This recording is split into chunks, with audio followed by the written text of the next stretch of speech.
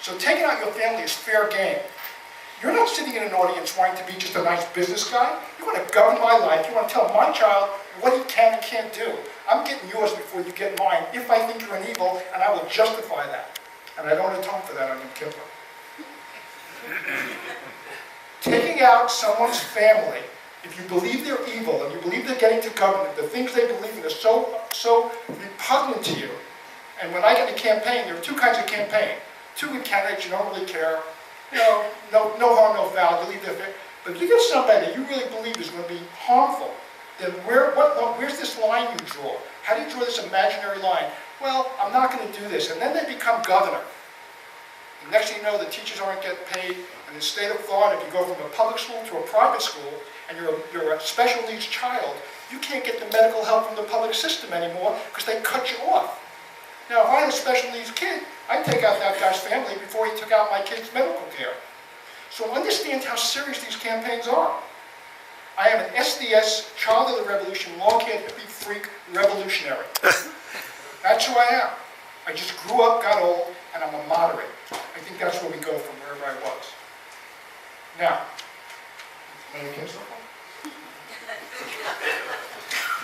let me tell you how the state works, and then we'll open for questions. The state is run, the whole government of the state is run by about 12 people. None of which is the governor, by the way. As long as you're all happy knowing that. Makes a lot of speeches, has veto power. We don't really care what he does that much. In the House of Representatives of 120 people, you've got the Speaker of the House, you've got the Majority Leader, you've got the Rules Chair, the Appropriations Chair, and 1 or 2 operatives. That's it. The other 114 people got nothing to say about anything. Let me tell you how nothing they got to say.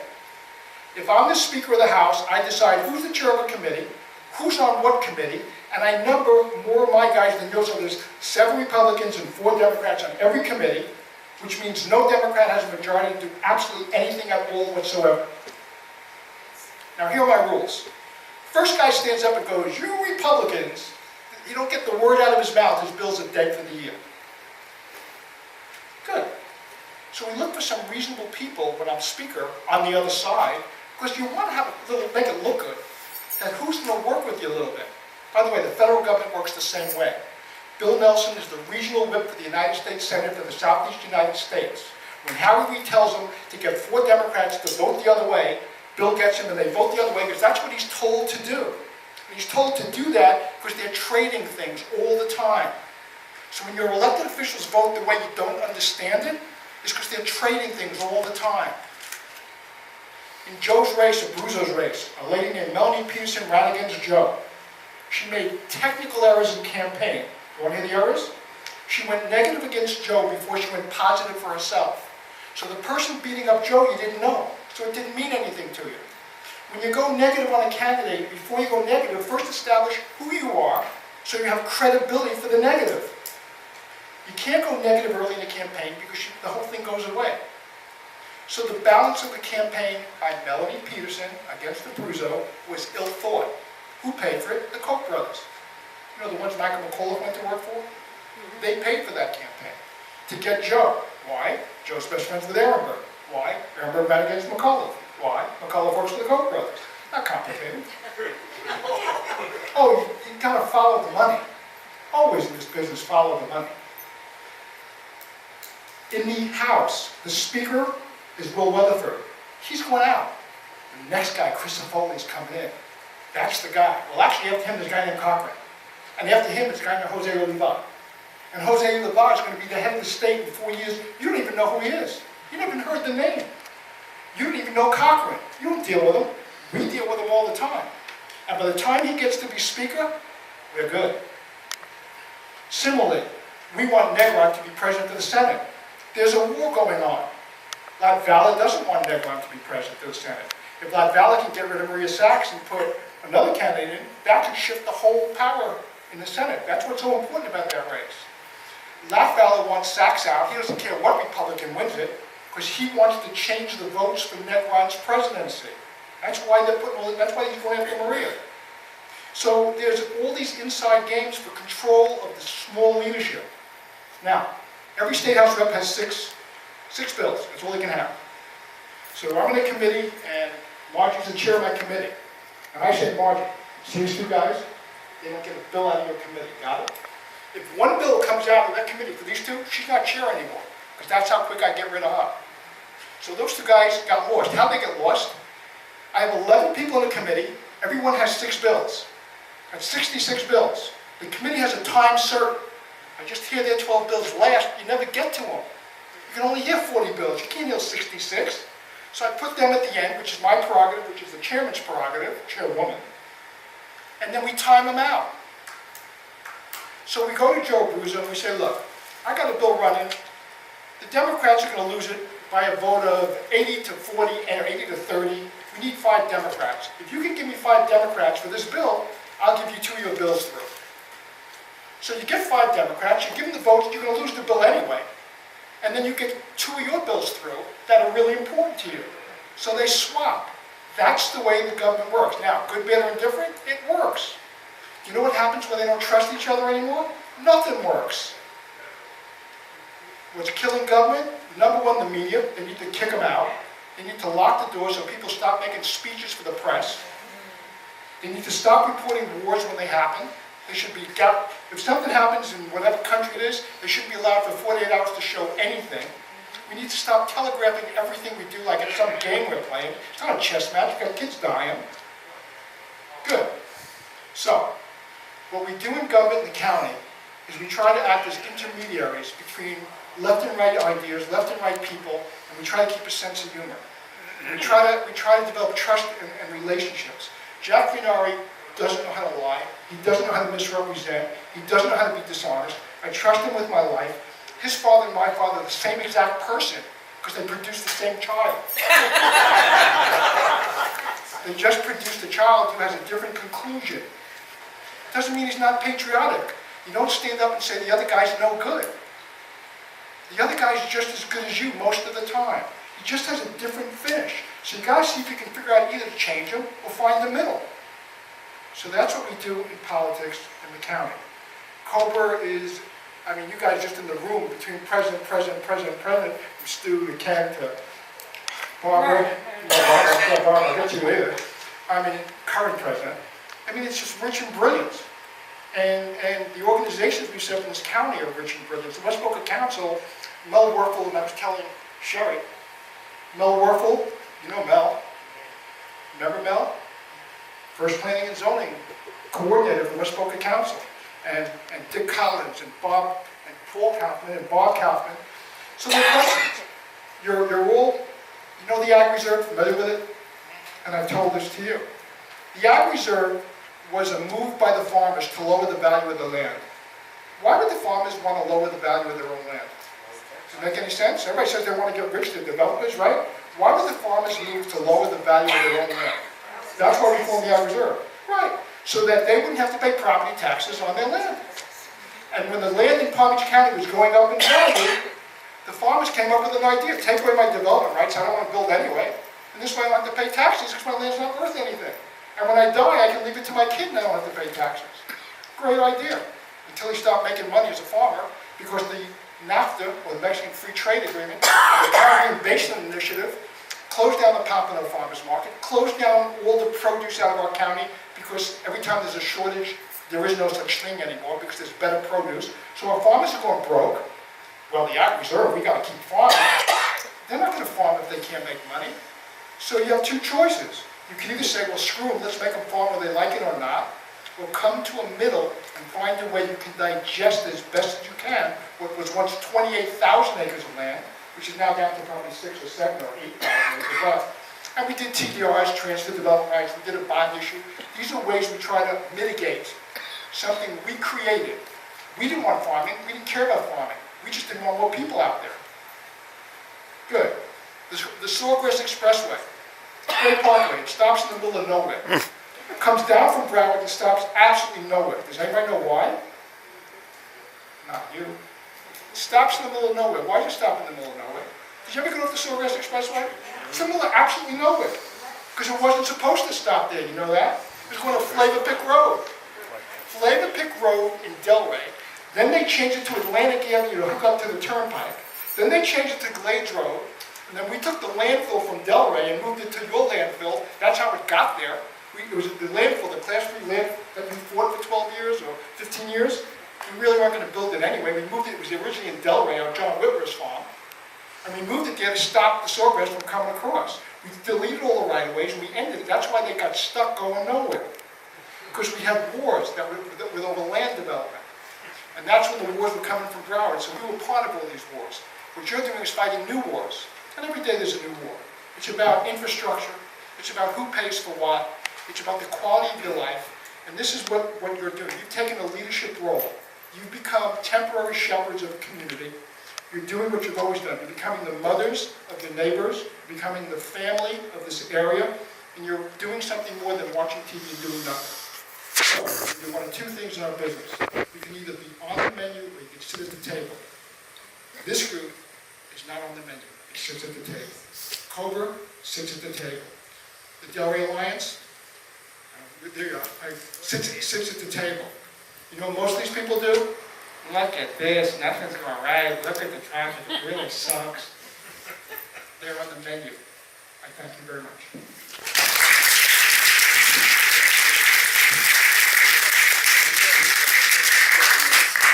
Wow, thank you. We're going to take questions now from the audience. Pete, will you be Mr. Microphone? On that pretty early. Questions? I'll ask. Mr. Berger. I have always thought that people like you guys live 10 years into the future. And you explained how that happens in some cases. As a county commissioner, how do you look into the future now that we have the term limits that we have? We just had two long-standing commissioners have to step down last year. So how far in the future do you go now when you're looking at the county commission, which we govern so many things that touch the lives of people every day? You could almost start to see people lining up. I mean, it's people already start making moves. It's not. The hardest thing is keeping it all in your head, and it's all in there floating around. And sometimes when I'm, with colleagues, you just you start to see another level of leadership coming up. You start to talk to them. You sometimes guide them. And sometimes there's any one or three or four different, when you're thinking 5 or 10 years out, 3 or 4 or 5 different scenarios. And I can't help it, but my brain just kind of starts working through all the scenarios. If this guy does this and that happens, and you prepare for all. There are two things that commissioners do. That which they ought to do, and that which they're likely to do. It's interesting when you watch votes, Peanut Island, coming back to serve on a board. There are things they ought to do, there are things they're likely to do. With term limits, in the first term, you can tell what they're likely to do. In the second term, they usually do more of what they ought to do, number one. Number two, you're an arbiter. We've had this conversation. You're not a gladiator. When you're in the State House, you're a gladiator. Here, you're an arbiter. You have a really rough job because the environmentalist with the dumb owl is almost as important as the developer who's got his thing, which he owns the land. And everybody's got this interest. There's these competing interests. And you've got to somehow give everyone a right to this county. So you're sitting like an appellate judge looking at the long-term precedents as yours. Remember, once you use a piece of land, it's gone. So you have to have the wisdom of Solomon, and you have to have a combination of koyach and rachmanis, and the best way to put it is brains and balls and guts. So you've got to kind of balance the whole thing. It's a really lousy, tough job you got, but it's between what you ought to do and what you're likely to do. And as you get more mature, you do what you ought to do. Sounds like Andre needs a vote soon. As a videographer, I'm always interested in how the political landscape is affected by the ubiquity of cell phone cameras. I'm thinking, of course, of the Boca Raton reporting of Romney that pretty much doomed his candidacy. I'm also thinking of, I think it was Senator Warner from Virginia, who made the macaca statement, And I'd like to ask both of you gentlemen if you would give us your insight as to the different landscape we're in now and what advice you give to politicians with the new technology and social media and all of that. Thank you. Those days are over. There's no such thing as a non-press event. You're all the press. How many people have a camera on their phone? I would assume most people in this audience. It has become, you're always on camera. It's changed everything. In the sense that the days of like a JFK running in, women in and out of the White House, that's over. That's over. Somebody's just going to go click, click, click. You are on every second you're out. And you just have to live with that if you want to be in public life. Let me tell you how much worse it is. Franklin Delano Roosevelt, the Thanksgiving parade, got poured on. They took him out of his car before he went to a viewing stand. They held up a bunch of blankets and they changed his pants because he couldn't change his own clothes. Have you seen any pictures of that, by the way? Have you ever seen it? Right. How many times have you seen him in a wheelchair being carried?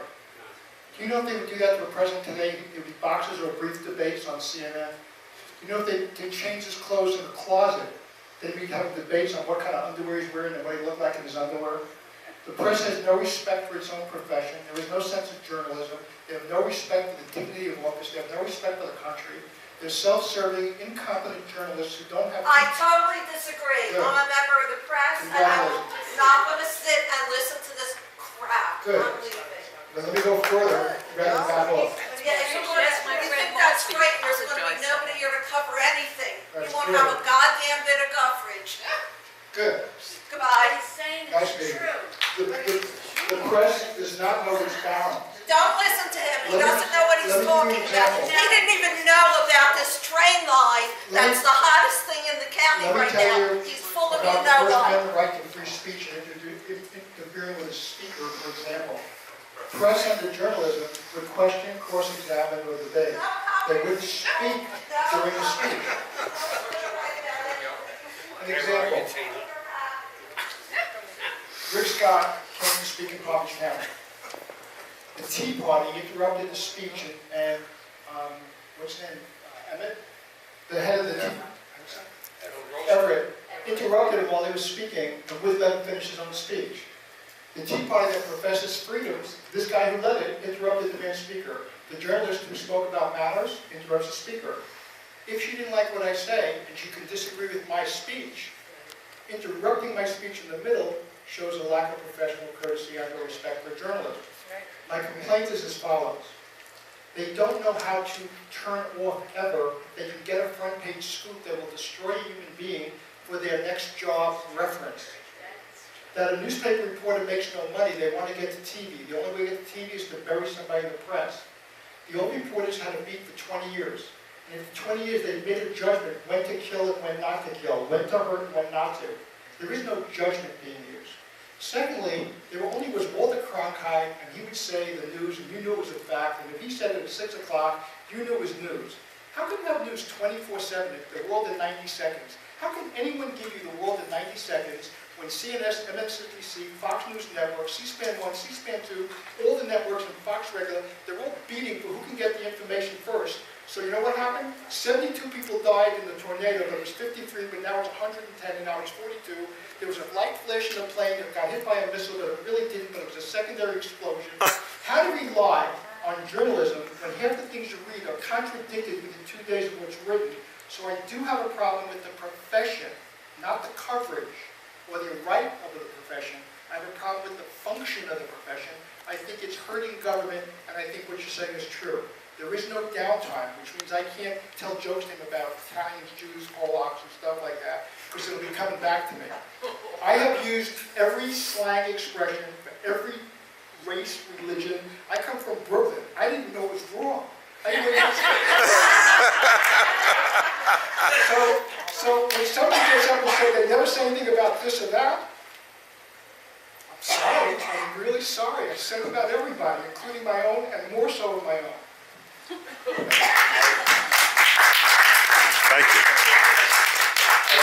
I will say this, having a website website with 1.6 million readers. The pace is fast. And yeah, we do gotcha stuff.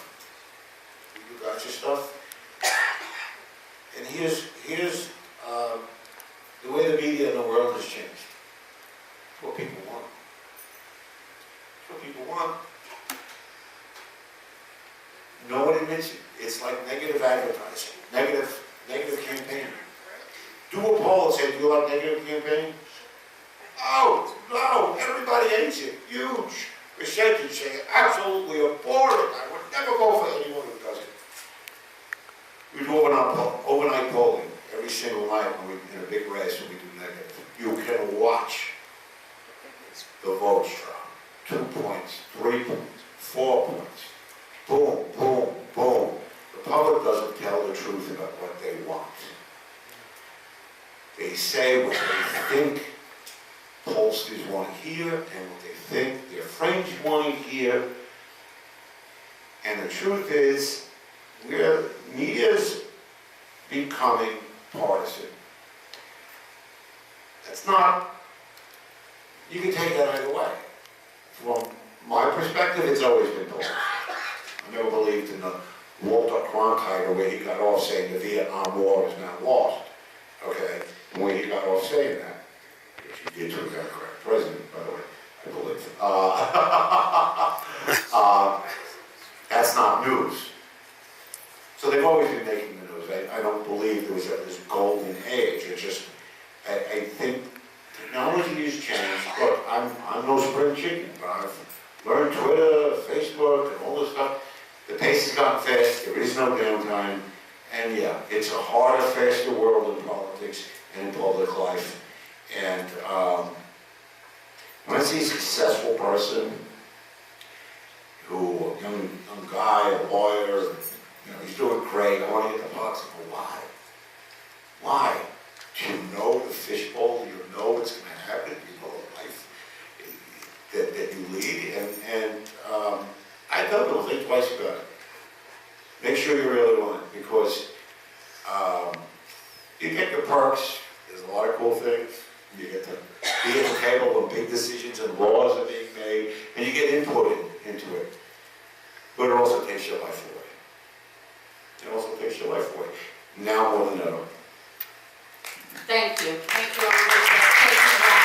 I want to point out that Martha was the reporter that left here. She has been a very good reporter to us and a good friend to us in West Boca, I'm sure, in Delray. And certainly, I do trust what Marcy writes about, and she does cover us well. And with that, I'm going to move on and remind everybody that next month's meeting, again, will be the second Tuesday. I'm not sure what day of the month or what day that is, of October. But our guest speaker will be from the Property Tax Appraiser's Office, Property Tax Exemption Update, Fighting Fraud in the Digital Era. So it should be another interesting program. And please do come back next month. And again, thank you, Jack and Andre. Thank you all for coming.